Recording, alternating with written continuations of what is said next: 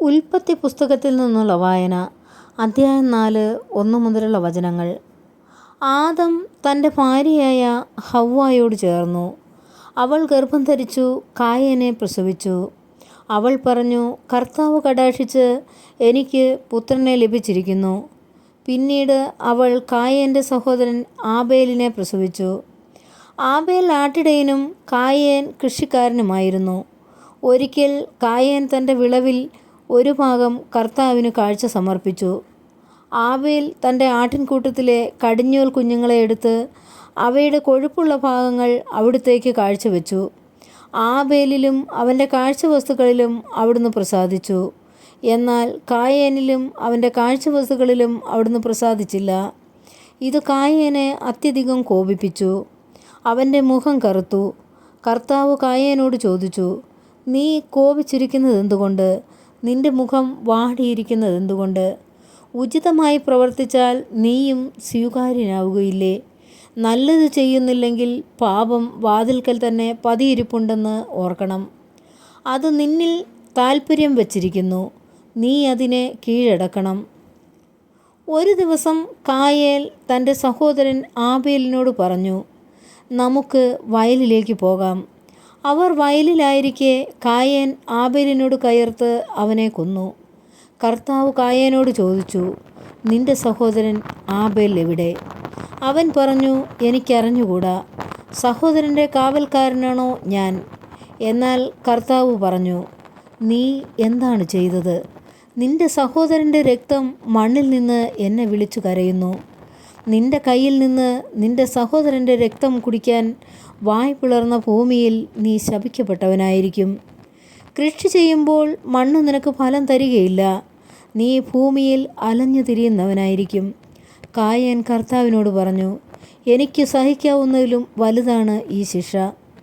ഇന്ന് അവിടുന്ന് എന്നെ ഈ സ്ഥലത്ത് നിന്ന് ആട്ടിപ്പായിച്ചിരിക്കുന്നു. അവിടുത്തെ സന്നിധിയിൽ നിന്ന് ഞാൻ ഒളിച്ചു നടക്കണം. ഞാൻ ഭൂമിയിൽ ഉഴലുന്നവനായിരിക്കും. കാണുന്നവരെല്ലാം എന്നെ കൊല്ലാൻ നോക്കും. കർത്താവ് പറഞ്ഞു, ഒരിക്കലുമില്ല. കായേനെ കൊല്ലുന്നവൻ്റെ മേൽ 7 ഇരട്ടിയായി ഞാൻ പ്രതികാരം ചെയ്യും. ആരും കായേനെ കൊല്ലാതിരിക്കാൻ കർത്താവ് അവൻ്റെ മേൽ ഒരടയാളം പതിച്ചു. കായേൻ കർത്താവിൻ്റെ സന്നിധി വിട്ട് ഏദന് കിഴക്ക് നോദു ദേശത്തേക്ക് വാസമുറപ്പിച്ചു. കായേൻ്റെ സന്താന പരമ്പര. കായേൻ തൻ്റെ ഭാര്യയുമായി ചേർന്നു. അവൾ ഗർഭം ധരിച്ച് ഹെനോക്കിനെ പ്രസവിച്ചു. കായേൻ ഒരു നഗരം പണിതു. തൻ്റെ പുത്രനായ ഹെനോക്കിൻ്റെ പേര് നൽകി. ഹെനോക്കിന് ഈരാദും ഈരാദിന് മെഹൂയായേലും ജനിച്ചു. മെഹൂയായേലിന് മെതൂശായേലും മെതൂശായേലിന് ലാമേക്കും ജനിച്ചു. ലാമേക്കിന് 2 ഭാര്യമാരുണ്ടായിരുന്നു, ആദായും സില്ലായും. ആദായുടെ മകനായിരുന്നു യാബേൽ. കൂടാരവാസികളുടെയും അജപാലകരുടെയും പിതാവായിരുന്നു അവൻ. അവൻ്റെ സഹോദരൻ്റെ പേര് യൂബാൽ.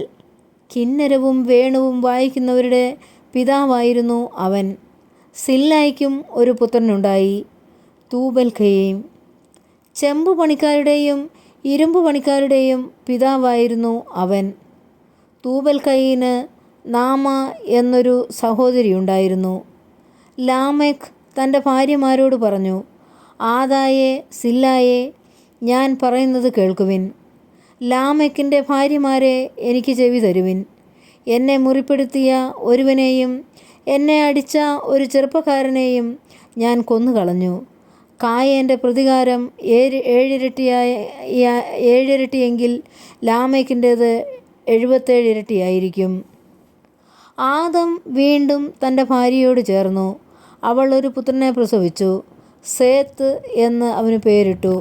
കാരണം കായേൻ കൊന്ന ആബേലിനു പകരം എനിക്ക് ദൈവം തന്നതാണ് അവൻ എന്ന് അവൾ പറഞ്ഞു. സേത്തിനും ഒരു പുത്രൻ ജനിച്ചു. സേത്ത് അവനെ എനോഷ് എന്ന് വിളിച്ചു. അക്കാലത്ത് മനുഷ്യർ കർത്താവിൻ്റെ നാമം വിളിച്ചപേക്ഷിക്കാൻ തുടങ്ങി. നമ്മുടെ കർത്താവായ മിശിഹായ്ക്ക് സ്തുതി.